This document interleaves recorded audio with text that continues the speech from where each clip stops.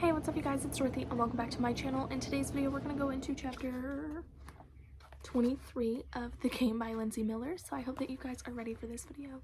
This video may contain sensitive topics and foul language. If you do not wish to continue, I suggest you click off of the video now. You have been warned. Chapter 23. Leah burst out of the path and into the Pleasant Pine Park as tires squealed in the parking lot. The path behind her was dark and lonely, overhanging branches keeping her from seeing too far. The black SUV in the lot turned off and Devin jumped out. She glanced back. No one had followed her that she could see. "What are you doing?" he shouted. "I really don't care if you play, but I'm not going to be a part of some weird mind game." "I have no idea what you're talking about," she said, gasping. The stitch in her side ached and the wind chilled and the sweat coating her skin, her backpack straps cut into her arms. "I'm the one being mind-gamed. Come on." He hooked one arm around her waist and helped her into the car, his fingers tight against her ribs. "Please tell me you didn't really run the whole way." Leah shook her head. "Then I shall tell you nothing." He practically lifted her into the passenger seat of his mom's car and buckled the seat for her before she could protest. Devin locked the car as soon as he was in it. "This is getting dangerous, Leah," he said, fiddling with the strings of his hoodie. She'd never seen him in one, and he looked smaller with the fleece hood pulled up around the back of his neck like a scarf. "And I'm tired of your weird messages and calls in the game." "What messages?" Leah asked, confused. "We were texting, and you were the one who got weird and called me." "You're walking alone where?" He rolled his eyes. "You emailed me." "I did not," Leah said. "Why would I email you? We were already talking." He stared at her, eyes sweeping from her muddy shoes to the tangle of her hair. "You emailed me a picture." "No," she said slowly, as if she were talking to a small child. "I was busy, and even if I wanted to send you a message, I'd text it. I'm not an animal." "We need to talk," he said. "Is it okay if we go to my house? My dad's there so he can call your mom, but we can talk in my room." Leah nodded. "Sure, okay. I'll just tell my mom we needed to talk." She closed her eyes and leaned back against the seat, her breathing evening out. "Why did you run to the park?" Devin asked, eyes on the road, hands too tight on the wheel. Leah rubbed her cheeks. The cold had started to fade, but still they stung. "There wasn't really anywhere else to go. The person following kept lapping me when I was walking down the street, so they were definitely faster than me. I would have had to run in a half circle to get out of the park, and they would have caught up with me in 3 steps, so I just ran."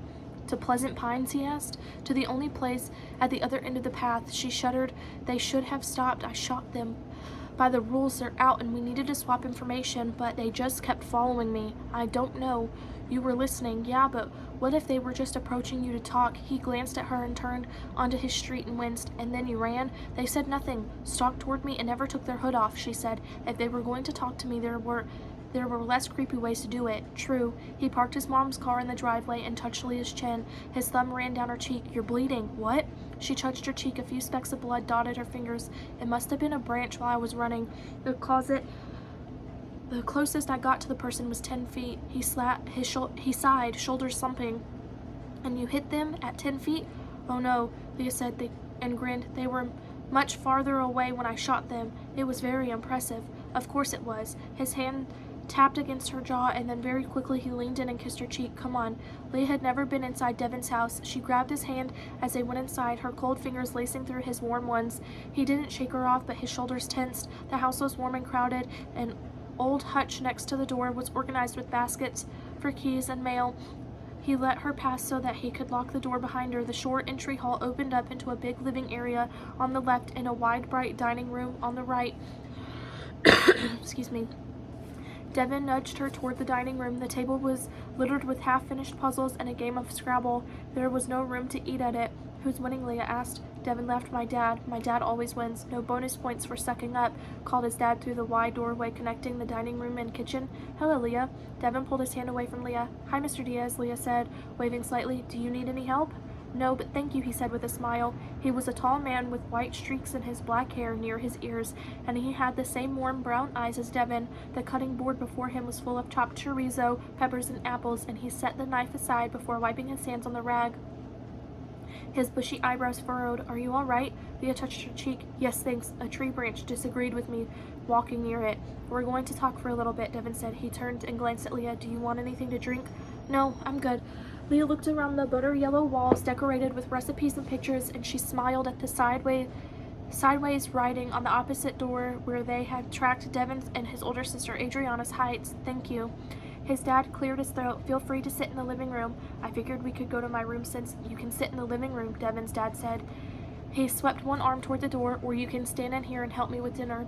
Leah chuckled. Devin ducked his head, probably rolling his eyes. The pair sat side by side on an old green couch covered with throw blankets, and Devin sat with his hands in his lap.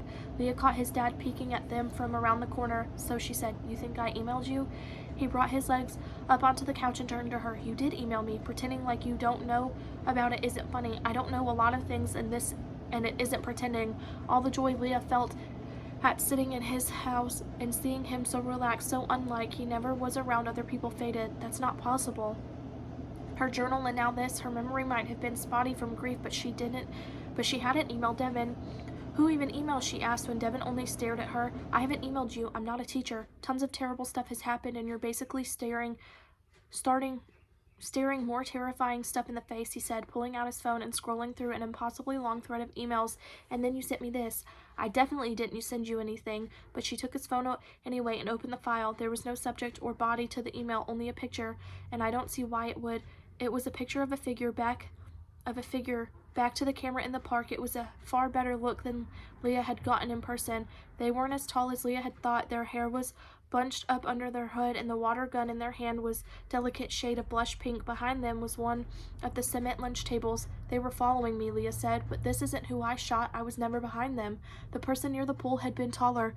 Leah was sure of it. Their hood had been pulled tight around the head, and they had carried nothing. Even here, safe in Devin's house, their empty hands felt far more dangerous than any water gun could. Leah looked at the email. "The person I shot at the park, the one who wouldn't talk," she said, "that was the one who scared me. This was just the one I saw following me, and I was never close enough to either for pictures. You shouldn't have been walking around alone at all." He nodded and unknotted the strings of his hoodie. "And you sent that to me? It's your email." "But I didn't." Despite the warmth of the house, she shivered. "What do the other emails say? You tell me," he said, handing over his phone again. "There was an email from after she left with Jim. Devin, I can't shake it. Something's wrong with me. I keep seeing people following me. I'm trying to just focus on the game, and it's infuriating. It's so easy to stay alive, and all these idiots are just squandering their chances, going out alone and trying to hide in plain sight, like they are some sort of ninja. I'm tired of it. If they try to take me out, they're in for a terrible surprise." "That wasn't me," she whispered. When would I ever say squandering?" Devin shrugged. "Check your sent folder." "Of course." Leah practically tossed her phone and pulled up hers. There was over a dozen emails from her to Devin, and none of them she recognized. "Devin, Ben's out, idiot. I told him not to go anywhere alone, and I won't let him ruin this for me." She shook her head. "I would never have called Ben an idiot." "But you sent me this," he said. "I'm really not okay with playing games, Leah. You sent me these, and you never took my advice." "What was your advice?" she asked, pulling up one of his responses. He had offered to come sit with her. There was a paragraph of text, things she didn't know and things she said. Devin had sent her little puzzles and riddles, and he had offered to visit her at her house. The responses sounded like things she would say, but they were off. She had declined to meet him at her house, and he had said no to meeting at the park. He had confided in her, told her he wanted to quit music, and her response, or rather the response from whoever was pretending to be her, "You can't quit music. It's so useful."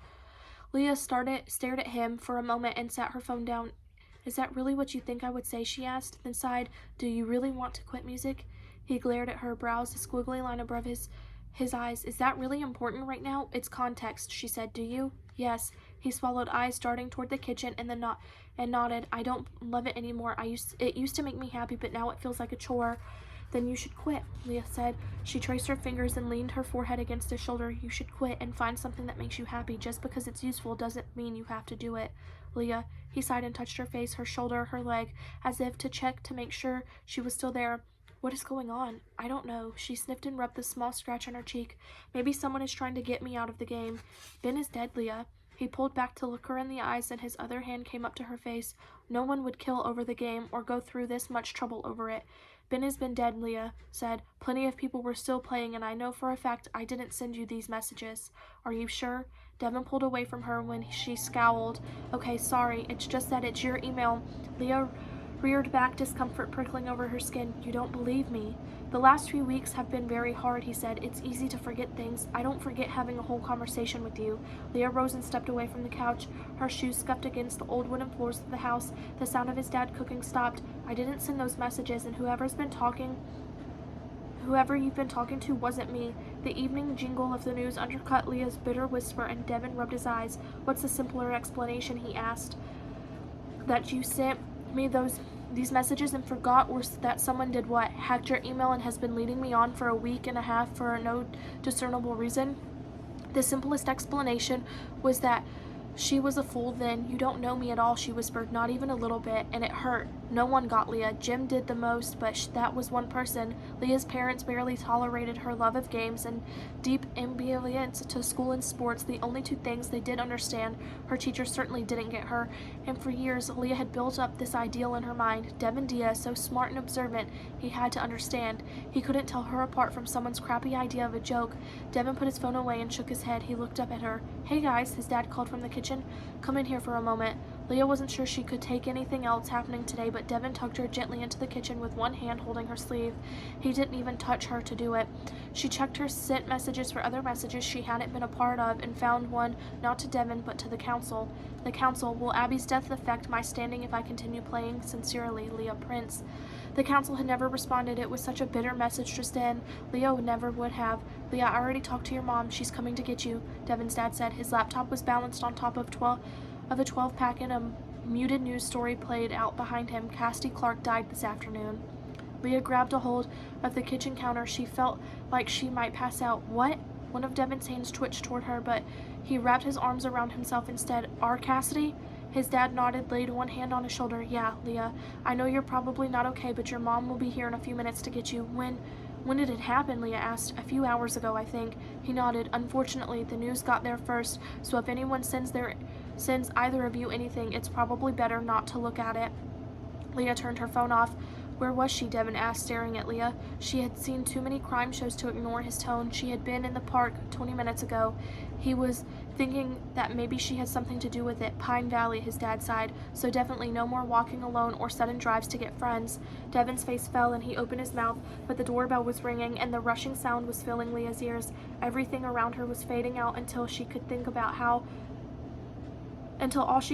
was how Lincoln was so cursed that the news was just hanging around for the next dead kid. Abby Ben Cassidy. Abby Ben Cassidy. Abby Ben Cassidy. Her mother's voice said from the front door, what a tragedy.